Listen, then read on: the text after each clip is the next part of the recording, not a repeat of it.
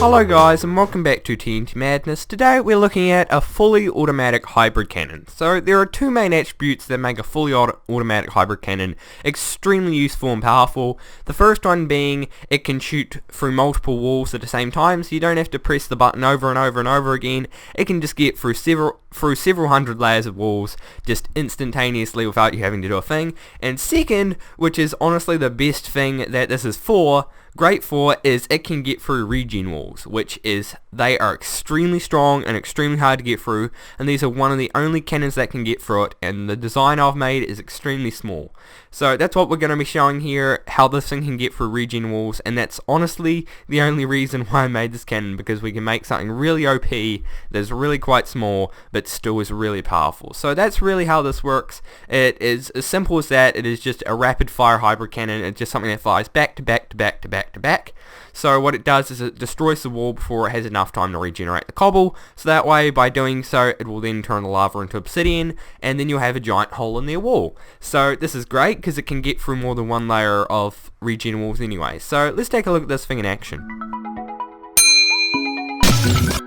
So over here we have our squid farm. No, I'm just kidding, but for some reason every wall I make on anything seems to be squids lately. I don't know why. But anyway, what we have here is just our general regen wall, and as you can see what it does is it just regenerates cobble after you destroy it, as you can see. So that way you can fire your hybrid cannon, but it will just regenerate the wall so you won't get through it, and it makes this really strong, and since it's really cheap to make and really easy to make, lots of people use it and it's really strong. So if we come over here, we have then got our fully auto hybrid cannon, and if we flick it on, we get a clock going, and as we can see everything's going to start pulsing. So as you can see, one fires, then that blows up, and then another fires, and as you can see it blows up, and then it turns it into obsidian, and then it's going to keep firing and firing and firing and firing.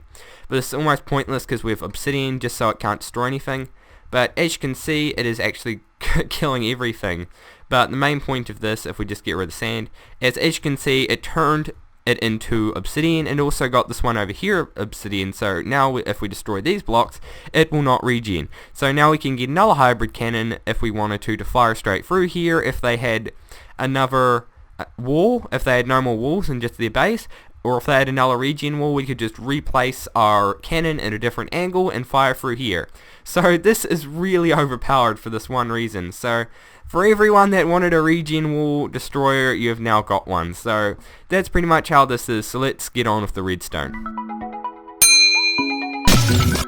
So this isn't that complicated. It's pretty much just a normal hybrid cannon with that slightly bigger and beefier, with really odd timings because it has to be perfect for how it actually fires.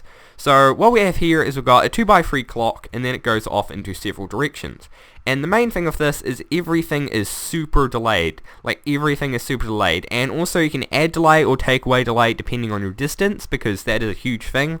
Because what you want to do is you want it to fire out before the next amount of TNT fires out. So one TNT will fire, and then the second after that TNT fires you want another one to dispense, and then you have to get all the mechanics up the front working, and that's why I have so many repeaters.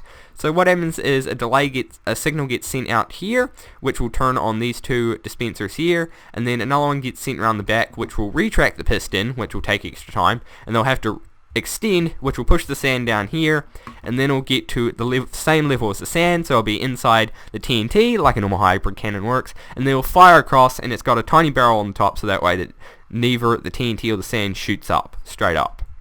So that's pretty much how this works. So now let's get on what you've all been actually looking forward to, and that's the tutorial.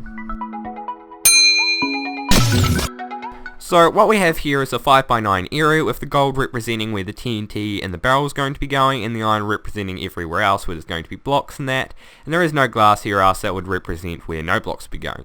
So what you're going to need, as well as a 5x9 area, is you're going to need some building blocks, a slab, 16 dispensers, 11 redstone, 18 redstone repeaters, 2 redstone torches, a water source block, a piston, a lever, some sand, a fence, a pressure plate, and of course tons of TNT. Okay guys, so the first thing I'm going to be building is the cannon slash barrel bits. You want to go to the very front edge and place down a block, followed by 2 dispensers on top of it, then 2 blocks in front of it, then a 2x4 wall of dispensers, and then once you get here you can just fill in the blocks here and another block here, and then make a 2x3 area of dispensers.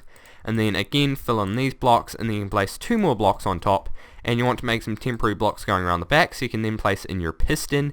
Then get rid of those blocks and place on the top of your barrel, because sand's going to be here so it'll complete the barrel.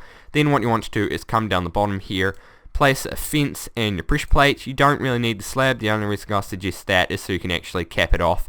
Use it to cap off your sand, or if you could have it like that. The next thing you want to do is come around the back with your water, and what I recommend is you either place it here or you fill up the whole thing. Personally, I like to fill up the whole thing just because it looks neater, and in my opinion it looks better. So that's the main part done, and now we can work on the redstone.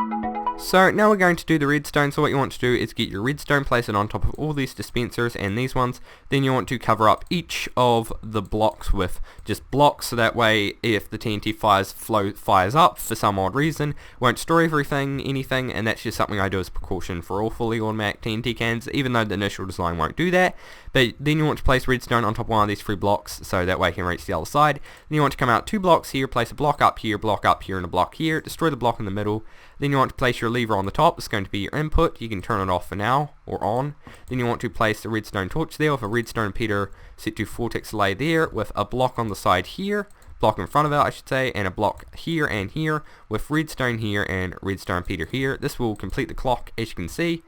Then after that you want to come down the back here, place redstone here with a redstone torch here, and a block here. After this you then want to place blocks going all the way along the side here, and a block up here with redstone on top. Then you want to set 4 repeaters set to 4 ticks delay, and then you want the other 3 to be set to 1 tick, the other 3 set to 1 tick delay.